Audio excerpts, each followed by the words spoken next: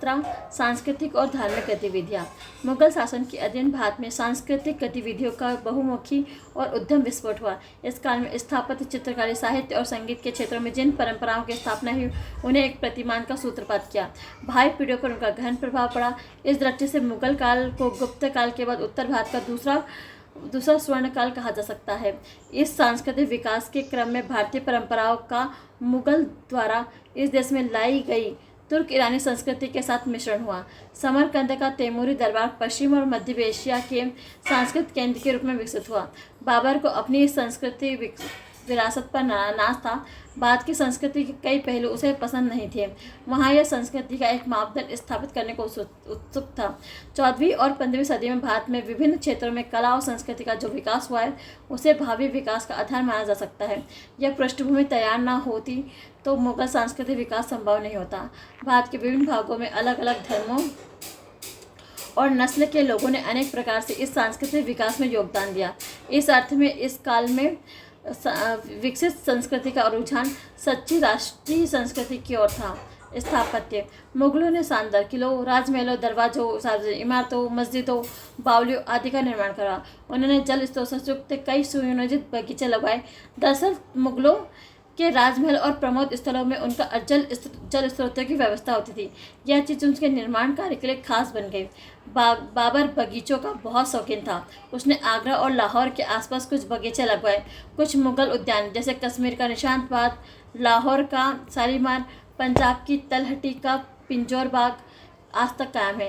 शेरशाह ने स्थापत्य को नया उत्तेजन दिया। सासाराम बिहार में उसका प्रसिद्ध मकबरा और दिल्ली के पुराने किले में उसकी मस्जिद स्थापत्य के उत्कृष्ट नमूने माने जाते हैं। इन्हें यदि प्राक मुगल स्थापत्य की चरम परिणति कहा जाए तो यह नए स्थापत्य का प्रस्थान बिंदु होगी। अकबर पहला मुगल शहंशाह था जिसके पास बड़े पैमाने पर निर्माण कार्य कराने के लिए समय भी था और साधन भी। उसने कई किले बनवाए। सबसे प्रख्यात किला था आगरा किला। लाल बलुई पत्थर से इस किले में कई शानदार दरवाजे थे। किलों के निर्माण में शाहजहां द्वारा दिल्ली में बनाए गए लाल किले के रूप में अपने शिखर पर पहुंच गया। अकबर ने आगरा से 36 किलोमीटर दूर फतेहपुर सीकरी में 1572 में एक राजमहल शाह किले का निर्माण प्रारंभ किया। ये 8 वर्षों में बनकर तैयार हुआ। ये कृत्रिम झील युक्त पहाड़ी पर बने इस किले में गुजरात और बंगाल की शैलियों की कई इमारतें शामिल हैं। इसमें गहरी गुफाओं, छज्जों, सुंदर छतरियों का इस्तेमाल किया जाता था।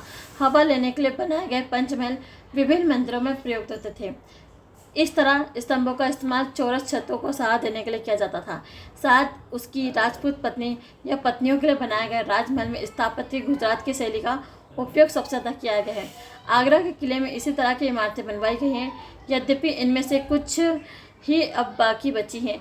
अकबर ने आगरा और फतेहपुर सीकरी दोनों स्थानों में किए गए निर्माणों में गहरी व्यक्तिगत रुचि ली है। दीवारों और छतों पर सजावट के लिए इस्तेमाल की गई चमकीली नीली टाइलों में फारसी या मध्य एशियाई प्रभाव देखा जा सकता है, लेकिन सबसे शानदार इमारत वहाँ की मस्जिद और उसका विशाल प्रवेशद्वार जिसे बुलंद दरवाज़ा कहते हैं। यह मस्जिद अकबर की गुजरात विजय के उपलक्ष्य में बनवाई गई थी। यह दरवाज़ा जिस शैली में बना है उसे अर्ध गुंबदी दरवाज़ा कहते हैं। कटा हुआ भाग दरवाजे के विशाल बाहरी आड़ का काम करता है। पीछे दीवार में जहाँ गुंबद और फर्श आपस में मिलते हैं छोटे छोटे दरवाजे बनाए जा सकते हैं। ईरान से उधार ली गई यह पद्धति बाद में मुगल इमारतों की खास विशेषता बन गई। साम्राज्य के सुदृढ़ हो जाने के बाद मुगल स्थापत्य अपने उत्कृष्ट के शिखर पर जा पहुंचा।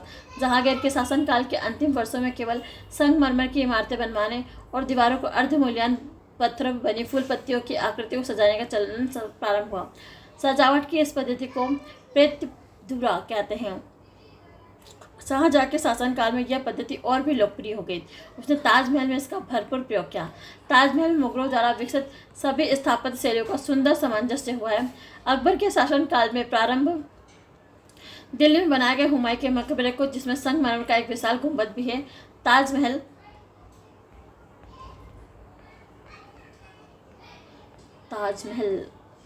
की विशेषताओं का पूर्व सूचक माना जाता है। दोहरा गुंबद इस विशेषता का पूर्व सूचक माना जाता है। दोहरा गुंबद इस इमारत की दूसरी विशेषता है। यह युक्ति अंदर से छोटे गुंबद पर बाहर का एक बड़ा गुंबद बनवाना संभव हुआ। ताज की सबसे आकर्षक विशेषता विशाल गुंबद और क्षीणकाय मीनारें हैं जो चबूतरे को मुख्य इमारत से जोड़ती हैं। सजावटें कम से कम रखी गई हैं। संगमरमर के नाजुक सुंदर आवरण, पेट्टर ड्यूरा नक्काशी छतरियाँ इस इमारत की छटा में चार चांद लगा देती हैं। एक योजनाबद्ध उद्यान में स्थित होने के कारण इसका रूप और निखर गया है। शाहजहाँ के शासनकाल में मंदिर निर्माण भी अपनी पराकाष्ठा पहुंच गया और इसके उत्कृष्ट नमूने में से एक है आगरा किले की मोती मस्जिद। ताज की तरह संगमरमर की बनी हुई है। दूसरी है लाल बलुई पत्थर से बनी दिल्ली की जामा मस्जिद। यह एक विशालकाय दरवाज़ा, ऊंची पतले मीनार और कई गुंबदों वाला मस्जिद की मुख्य विशेषता है। यद्यपि मितवई औरंगजेब ने ज़्यादा इमारतें नहीं बनवाई, तथापि हिंदू और तुर्क ईरानी शैलियों पर आधारित सजावट कृति वाली मुगल स्थापत्य परंपराएं 28 सदी के दौरान 19 सदी के आरंभिक वर्षों तक निभान जारी रही। मुगल परंपरा ने बहुत से प्रांतीय और स्थानीय राज्यों के राजमहल और किलों के निर्माण को प्रभावित किया। यहाँ तक कि सिखों का अमृतसर का हर मंदिर स्वर्ण मंदिर के नाम से प्रसिद्ध है, जिसे इस काल में कई बार नए सिरे से बनवाया है। मेहराब और गुंदब के सिद्धांत पर आधारित है। इसमें स्थापत्य की मुगल परंपरा की कई विशेषताओं का समावेश हुआ है। चित्रकारी के क्षेत्र में मुगलों ने विशिष्ट योगदान किया है। चित्रकारी में नए विषयों का समावेश, जैसे दरबार शिकार युद्ध के दृश्यों का।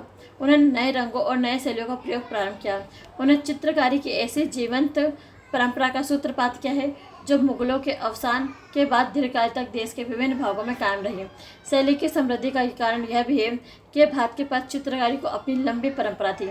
अजंता के भित्ति चित्र उसकी उज्ज्वला का सजीव परिणाम है। यह परंपरा 28वीं सदी के बाद हंसोन्मुख हो गई मालूम होती है, परंतु 13वीं सदी में ताड़पत्र, पांडुलिपि और चित्रकारी के जैन पाठों से प्रकट होती है। यह परंपरा मृत नहीं हुई है। जैनों के अतिरिक्त कुछ प्रांतीय राज्यों ने भी मालवा गुजरात 15वीं सदी में चित्रकारी को प्रश्रय दिया, लेकिन उनका प्रबल पुनरुत्थान अकबर के अधीन ही प्रारंभ हुआ। जिन दिनों हुमायूं ईरान के शाह के दरबार में निवास में जीवन व्यतीत कर रहा था, उन दिनों 2 सिंहस्थ चित्रकारों को नौकरी पर रखा जाता था और बाद में उनके साथ भारत आ गए। उनके नेतृत्व में अकबर के शासनकाल में एक कारखाने में चित्रकारी की गतिविधियों का संगठन किया। देश के विभिन्न भागों में बहुत सारे चित्रकारों को आमंत्रित किया गया, जिनमें से कई निम्न जातियों के थे। आरब में हिंदू इस्लाम दोनों धर्मों की इस प्रवृत्ति में जुट गए। उदाहरण के लिए जसवंत और दशावन अकबर के दरबार में 2 प्रसिद्ध चित्रकार थे। यह केंद्र तेजी से विकसित हुआ और शीघ्र ही इसकी ख्याति चारों ओर फैल गई। फारसी कथाओं को चित्रित करने के अलावा चित्रकारों को शीघ्र ही महाभारत के फारसी अनुवाद, ऐतिहासिक रचना, अकबरनामा और दूसरी पुस्तकों या चित्रों से सजाने का काम सौंपा गया। इस प्रकार भारतीय जीवन से जुड़े प्रसंग और प्राकृतिक दृश्य चित्रकारी के प्रधान विषय बन गए थे। उसे फारसी प्रभाव से मुक्त रखा गया था। भारतीय रंगों का, जैसे मयूरी, नीले, भारतीय माल का उपयोग अधिक किया जाने लगा। सबसे बड़ी बात यह है कि फारसी शैली के सभाटपन का स्थान भारतीय कुची की गोलाई के साथ लिया गया। चित्रों में त्रिविनीति की छटा आई। जहांगीर के अधीन मुगल चित्रकारी अपनी पराकाष्ठा पर पहुंची। जहांगीर की दृष्टि बहुत पारखी थी। मुगल चित्रकारी केंद्र में यह चलन था कि एक ही चित्र में लोगों की आकृतियों के विभिन्न अवयवों का चित्रण अलग अलग चित्रकार करते थे। जहांगीर का दावा था वह किसी भी चित्र में अलग अलग चित्रकारी की योग्यता को पहचान कर सकता था। जहांगीर के शासनकाल में चित्रकार में शिकार, लड़ाई, दरबार के दृश्यों के अलावा मनुष्य की एकल आकृति और पशु की आकृतियों के चित्रण की विशेष प्रकृति थी। इस क्षेत्र में मंसूर का नाम बहुत प्रसिद्ध था, बहुत नाम था। एकल आकृतियों के चित्रण का चलन काफ़ी आम हो गया था। अकबर के अधीन पुर्तगाली पाद्रियों के दरबार में यूरोपीय चित्रकारियों का समावेश था। उनके प्रभाव के अधीन चित्र में दूर दिखने वाली आकृतियों को छोटा दर्शाने के सिद्धांत को अपनाया। इसमें आकृति को अपना परिप्रेक्ष्य के सामने आती थी। चित्रकारी की यह परंपरा शाहजहाँ के शासनकाल में जारी रही, परंतु उसमें औरंगजेब की रुचि अभाव के कारण दरबार के कलाकारों देश के विभिन्न भागों में बिखर गए। इसमें राजस्थान, पंजाब की पहाड़ियों राज्यों में चित्रकारी के विकास में सहायता मिली। औरंगजेब के उत्तराधिकारी के समय मुगल चित्रकला पुनः जीवित हो उठी, कभी भी पुरानी ऊंचाइयां हासिल नहीं कर पाई। राजस्थान शैली की चित्रकारी में पश्चिम भारतीय जैन शैली की पूर्ववर्ती परंपराओं का मिश्रण चित्रकारी की मुगल शैलियों के साथ हुआ। इसमें पुराने विषयों का भी समावेश किया गया। इस प्रकार सेलों की चित्रकारी में शिकार के दृश्यों के अलावा राधा कृष्ण के प्रेम विलास जैसे मिथक के विषयों, बारामासी, रांगा के चित्रण को स्थान दिया गया। पहाड़ी शैली में भी इन परंपराओं को बाद में जारी रखा। भाषा और साहित्य अखिल भारतीय स्तर पर विचारों को वाहक और शासन की भाषाओं के रूप में संस्कृत और फारसी महत्व के मुख्य रूप से भक्ति आंदोलन के फलस्वरूप क्षेत्रीय भाषाओं के विकास का उल्लेख हम पहले ही कर चुके हैं। क्षेत्रीय भाषा स्थानीय और क्षेत्रीय राज्यों के द्वारा दिए गए संरक्षण के कारण विकसित हुई। ये प्रवृत्ति 16वीं और 17वीं सदियों में जारी रही। अकबर के शासनकाल तक फारसी का ज्ञान इतना फैल चुका था कि अब राजस्व के दस्तावेज फारसी के साथ साथ स्थानीय भाषा में भी रखने की जरूरत खत्म हो गई थी। लेकिन दक्षिणी राज्यों में यह रिवाज 17वीं शताब्दी तक उन राज्यों के अवसान पूर्व तक जारी रहा। अकबर के शासनकाल में फारसी कविता और गद्य अपने चरमोत्कर्ष में थे। अबुल फजल एक महान विद्वान, शैलीकार, इतिहासकार था। उसने गद्य लेखन की जिस शैली का प्रवर्तन किया उसका अनुकरण पीढ़ियों तक होता रहा है। उसका भाई फैजी उन युग का कवि था। वह अकबर के अनुवाद विभाग के कार्य में भी हाथ बटाता था। महाभारत का अनुवाद उसी देखरेख में किया गया। उद्दी और नजरी को दो प्रमुख फारसी कवि थे। उनका जन्म फारस में हुआ था, तथापि इस काल में भारत को देशांतरण करने वाले बहुत से कवियों और विद्वानों में से थे, जिनके कारण मुगल दरबार में इस्लामी दुनिया को सांस्कृतिक केंद्र बन गया। फारसी साहित्य के विकास हिंदुओं ने भी योगदान दिया। साहित्य तथा ऐतिहासिक रचनाओं के अलावा इस काल में फारसी भाषा के कई कोशों का संकलन भी किया गया।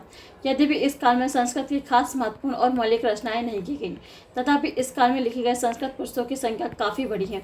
पहले की ही तरह अधिकांश संस्कृत रचनाएं स्थानीय शासकों के संरक्षण में दक्षिणी और पूर्वी भारत में की गई। तद्यपि कुछ कृतियों में प्रणय मुगल सम्राट के अनुवाद विभाग में काम करने के ब्राह्मणों ने भी किया। क्षेत्रीय भाषाओं का स्वरूप स्थिरता और परिपक्वता आई। इस काल में कुछ उत्कृष्ट गीत काव्यों की रचना भी की गई। राधा और कृष्ण की प्रेम लीला, गोपियों के साथ उनका रास, उनकी बाल लीलाएं, भागवत की कथाएं इस काल की बंगला, उड़िया, हिंदी और राजधानी और गुजराती काव्य के मुख्य विषय रहे। राम भक्ति में भी बहुत सारे भजनों की रचना की गई। क्षेत्रीय भाषाओं में रामायण, महाभारत का अनुवाद किया गया। खास तौर पर उन क्षेत्रीय भाषाओं और जिनमें अनुवाद उपलब्ध नहीं है, फारसी की भी रचनाओं का अनुवाद रूपांतर किया गया। इसमें हिंदू और मुसलमान दोनों का योगदान है। उदाहरणतः अलाउल ने बंगला में कविता लिखी, फारसी में अनुवाद किया। सूफी संत मलिक मोहम्मद जायसी में हिंदी काव्य पद्मावत के परमात्मा के साथ आत्मा के संबंध के विषय में सूफी विचारों और माया के बारे में हिंदू विचारों का प्रतिपादन करने के चित्तौड़ में अलाउद्दीन के आक्रमण का प्रयोग एक रूपक तौर पर किया। हिंदी के ब्रज भाषा में के रूप में मुगल सम्राटों और हिंदू राजाओं को प्रसिद्ध दिया। अकबर के समय हिंदू कवियों को मुगल दरबारों में स्थान दिया गया। अब्दुल रहीम खान ने खाना, जीवन और मानवीय संबंध के विषय में फारसी विचारों से मेल मधुर भक्ति काव्य की रचना की। इस प्रकार फारसी और हिंदी साहित्य परंपरा एक दूसरे को प्रभावित करने लगी। परंतु सबसे प्रसिद्ध प्रभावशाली कवि तुलसीदास था, जिसका नायक राम था। उसने हिंदी के अवधि रूप का इस्तेमाल किया। पूर्वी उत्तर प्रदेश की जनभाषा के तौर पर प्रसिद्ध थी, जो व्यक्ति के जन्म नहीं बल्कि कर्म पर आधारित जाति व्यवस्था की हिमायत करने वाले तुलसी मुख्य रूप से एक मानवतावादी कवि थे, जिसमें पारिवारिक आदर्शों का समर्थन किया, राम की भक्ति को मोक्ष का मार्ग बताया और जो सबके लिए खुला है ऐसा बताया, चाहे वो किसी भी जाति का हो। दक्षिण भारत में मलयालम में एक पृथक और स्वतंत्र भाषा के रूप में अपना साहित्यिक जीवन प्रारंभ किया। एकनाथ तुकाराम ने मराठा को अपने शिखर पर पहुंचा दिया। ठीक है, एकनाथ मराठी अपना प्रखर पक्षधर था। उसने कहा, यदि संस्कृत की रचना ईश्वर ने की तो प्राकृत को चारों भाषाओं ने जन्म दिया। छोटे अहंकारों को अलग ही रखिए। ईश्वर किसी भाषा के साथ पक्षपात नहीं करता। उसके लिए तो प्राकृत और संस्कृत समान है। मेरी भाषा मराठी में उत्तम भावनाओं को अव्यक्त करने की क्षमता है और वह समृद्ध और दिव्य ज्ञान के फलों से लदी हुई। एकनाथ के व्यक्तित्व एक प्रकार से उन सभी लेखकों और कवि की भावनाएं मुखर होती हैं जो स्थानीय भाषाओं में लिखते हैं। इससे इन भाषाओं द्वारा प्राप्त आत्मविश्वास और उच्च स्थान का संकेत मिलता है। सुख गुरुओं की रचना पंजाबी में एक नया जीवन प्राप्ति हुआ। संगीति संगीत सांस्कृतिक जीवन का एक और क्षेत्र था जिसमें हिंदू और मुसलमानों ने एक दूसरे को सहयोग किया। अकबर ग्वालियर के प्रसिद्ध गायक तानसेन का संरक्षण था। तानसेन को कई नए रागों की रचना का श्रेय दिया जाता है। जहांगीर और शाहजहां कई मुगल दरबारों में भी अकबर के उदाहरण का अनुकरण करते हैं। रूढ़िवादी औरंगजेब द्वारा संगीत के दफनाए दिए जाने के कई कथाएं प्रचलित हैं।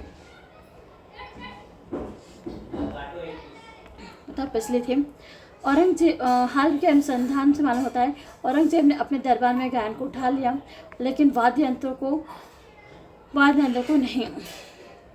बादशाह खुद एक कुशल वीणा वादक था। औरंगजेब के हरम की रानियां और उसकी उम्रा संगीत में सभी रुपये में प्रतिशत देते गए। यही कारण है कि भारतीय शास्त्रीय नृत्य पर संगीत में सबसे अधिक पुस्तकों की रचना औरंगजेब के शासनकाल में हुई। परंतु संगीत के क्षेत्र में कुछ अत्यंत महत्वपूर्ण घटनाएं 28वीं सदी में मोहम्मद शाह 1719 से 48 में शासन में घटित हुई। धार्मिक विचार और धार्मिक विश्वास, भारत में एकता की समस्या। 16वीं और 17वीं शताब्दी में भक्ति आंदोलन जोरों से चलता रहा। नए आंदोलन में पंजाब का सिख आंदोलन, महाराष्ट्र का महाराष्ट्र धर्म आंदोलन थे। सिख आंदोलन का मूल नानक शिक्षाओं में निहित था। उनकी विकास का गुरु परंपरा से घनिष्ठ संबंध है। प्रथम 4 गुरुओं में ध्यान में विद्या की परंपरा को जारी रखा। 5वें गुरु अर्जुन दास ने सिखों के धर्म ग्रंथ आदि ग्रंथ साहिब का संकलन पूरा किया। गुरु में आध्यात्मिक तथा आध्यात्मिक दोनों प्रकार का नेतृत्व समाये थे। इस बात पर जोर देने के लिए उन्होंने ऐश्वर्यपूर्ण जीवन की शैली अपनाई। उसने अमृतसर भव्य भवनों का निर्माण करवाया। यह नफीस और बेशकीमती कपड़े पहनता था और मध्य एशिया से मंगाए गए उत्तम कोटि के घोड़े रखता था। अनुचर वृंद सदा उसके साथ रहता था। उसने सिखों की अपनी आय का 10वां हिस्सा चढ़ावे के उगाने का सिलसिला भी शुरू किया। अकबर सिख गुरुओं से बहुत प्रभावित था। वो कहते हैं उनसे मिलने अमृतसर भी जाता था, लेकिन जहांगीर द्वारा गुरु अर्जन की गिरफ्तारी के साथ सिखों और मुगलों के बीच संघर्ष प्रारंभ हो गया। जहांगीर का आरोप था कि गुरु अर्जुन शहजादा खुसरो के विधवा में पैसे और प्रार्थना से उसकी मदद करता था। उसके उत्तराधिकारी हरगोविंद को भी कुछ समय बाद तक कैद में रखा, लेकिन जल्दी छोड़ दिया गया। उसने जहांगीर से मधुर संबंध स्थापित कर लिया और जहांगीर की मृत्यु के कुछ समय पहले उसने कश्मीर यात्रा में उसके साथ भी गया, लेकिन शिकार की एक घटना को लेकर शाहजहां से उनकी अनबन हो गई। अमृतसर के पास जो बादशाह शिकार कर रहा था उसको एक बाज और बहुत प्रिय था। उड़कर गुरु के शिविर में चला गया। गुरु ने जब बाज को छोड़ने से इनकार कर दिया तो मुगलों के साथ कई झड़पें हुए, लेकिन दरबार में कुछ शुभचिंतकों के हस्तक्षेप करने का मामला दबा दिया गया। कुछ समय बाद एक दूसरा टकराव हुआ जब गुरु ने व्यास नदी के जालंधर के पास एक नया नगर बसाने का प्रयत्न किया, जिस पर मुगलों ने आपत्ति जताई। एक तीसरा टकराव तब खड़ा हुआ जब मध्य एशिया से गुरु के लाए गए 2 अत्यंत सुंदर स्फुट घोड़ों को शाही अधिकारियों ने अपने कब्जे में ले लिया। विधि चंद नाम के एक नंबरी डाकू ने इन घोड़ों को चुराकर गुरु को भेंट कर दिया। अब तक गुरु के अनुयायियों की संख्या अच्छी खासी हो गई थी। मुगलों के साथ उनकी झड़पों में गुरु ने काफ़ी बहादुरी से सबूत दिया। कुछ समय तक गुरु को एक पठान पाइंदा खान का समर्थन प्राप्त था। बाद में गुरु हरगोविंद पंजाब की पहाड़ियों में चला गया। वहाँ मुगलों के साथ उनकी कोई दखल अंदाजी नहीं थी। ये सब टकराव मामूली प्रकृति के थे। इन टकराव के बारे में कहा जा सकता है कि टकराव व्यक्तिगत और राजनीतिक थे, न कि धार्मिक। गुरुओं के वैभवपूर्ण जीवन और उनके अनुयायियों द्वारा उन्हें सच्चा पातशाह कहना शासकों के लिए कोई विशेष चिंता की बात नहीं थी, क्योंकि उन्हें कुछ सूफी संत भी वैभवपूर्ण जीवन बताते थे। उनके अनुयायी उनकी आध्यात्मिक उत्कृष्टता पर बल देने के लिए इन्हीं प्रकार की किताबों से पुकारते थे। इस काल में सिखों और मुगल बादशाहों के बीच द्वंद्वात्मक वातावरण नहीं था। हिंदुओं पर योजनाबद्ध ढंग से किसी भी अत्याचार नहीं किया जा रहा था। सिखों या किसी भी संप्रदाय के लिए हिंदू रक्षक के रूप में मुगल साम्राज्य के खिलाफ उठ खड़े होने का कोई प्रसंग नहीं था। अपने शासनकाल के प्रारंभ में शाहजहां ने कुछ रूढ़िवादिता का परिचय अवश्य दिया, कुछ असहिष्णुतापूर्ण कार्य भी किए। उन्हें जैसे नए मंदिरों को तोड़ना उनका उत्कृष्ट संकीर्ण नहीं था। उनके शासन के अंतिम वर्षों में उनके ज्येष्ठ पुत्र उदारमना दारा के प्रभाव से उनके उत्कृष्टों को उदारता आई। दारा प्रभाव से विद्वान और सूफी था, जिसे धर्म तत्वों और ज्ञाताओं के साथ चर्चा में बहुत आनंद मिलता था। काशी के पंडितों की मदद से उसने गीता का फारसी में अनुवाद कराया, लेकिन उसमें सबसे महत्वपूर्ण कृतित्व वेदों का एक संकलन था, जिसमें दारा ने वेदों को दिव्य ग्रंथ और पाक कुरान से मेल खाता हुआ बताया। इस प्रकार उसने विश्वास पर बल दिया कि हिंदू धर्म इस्लाम के बीच कोई मूलभूत अंतर नहीं है। गुजरात में जन्मे लेकिन अपना मुख्य रूप से शायद राजस्थान में व्यतीत करने वाले एक संत दादू ने निरपेक्ष और सांप्रदायिक पंथ की शिक्षा दी।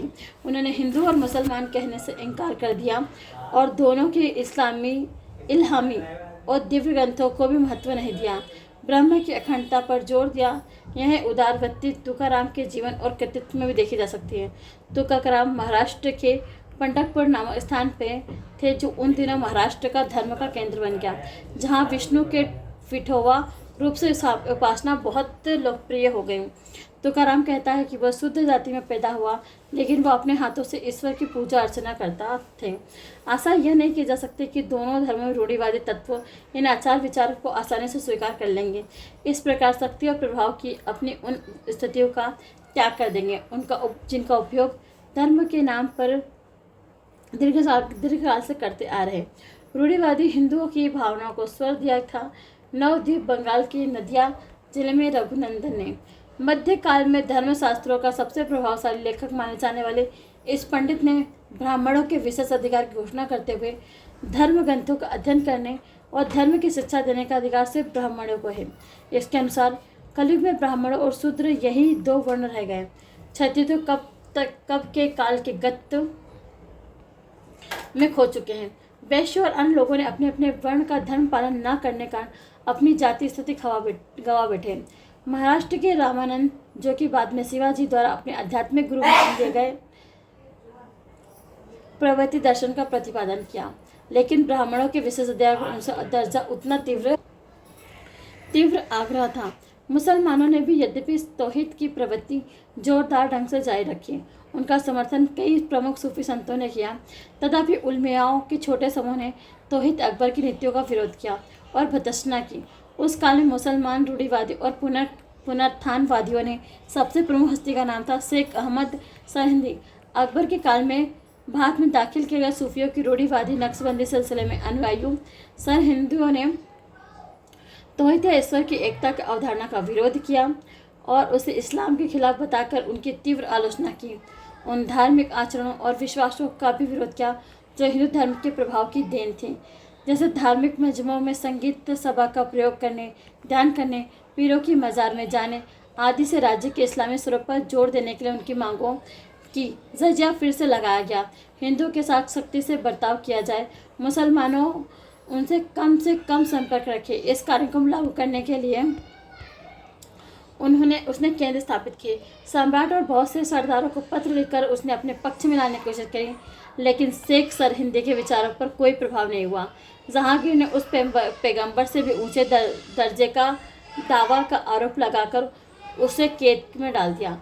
जब अपने रवैये में सुधार किया तो उसे रिहा कर दिया। औरंगजेब ने भी उसके पुत्र और उत्तरधारी को कोई खास ध्यान नहीं दिया। भारतीय इतिहास में उदारवाद, रूढ़िवाद दौर बारी बारी से आते रहे। इसका कारण था उस परिस्थिति को ढूंढना जिसकी जड़ें भारतीय समाज की संरचना में गहरी से जमी हुई थी। यह वस्तुतः विशेष अधिकारों और सत्ता की स्थिति पर कुंडली मारकर बैठे गए वर्ग जनसाधारण की समतावादी और मानववादी आकांक्षाओं के संघर्ष का एक पहलू था। संकीर्ण और रूढ़िवादी तत्वों की प्रतिष्ठा, प्रभाव और संकीर्ण विचारों एवं विश्वास पर उनका आग्रह इस देश के दो प्रमुख धर्मों अर्थात हिंदू धर्म और इस्लाम धर्म के अनुयायी के बीच सद्भावना, श्रेष्ठता की बढ़ती हुई प्रक्रिया और साहसी सांस्कृतिक एकीकरण की प्रक्रिया के मार्ग में बाधा थे। औरंगजेब के शासनकाल में इन दोनों प्रवृत्ति के बीच टकराव उभर कर सतह पर आ गया। 18वीं शताब्दी की राजनीतिक लड़ाइयों के बावजूद उदार विचारधारियों ने अपना प्रभाव पुनः जमाया।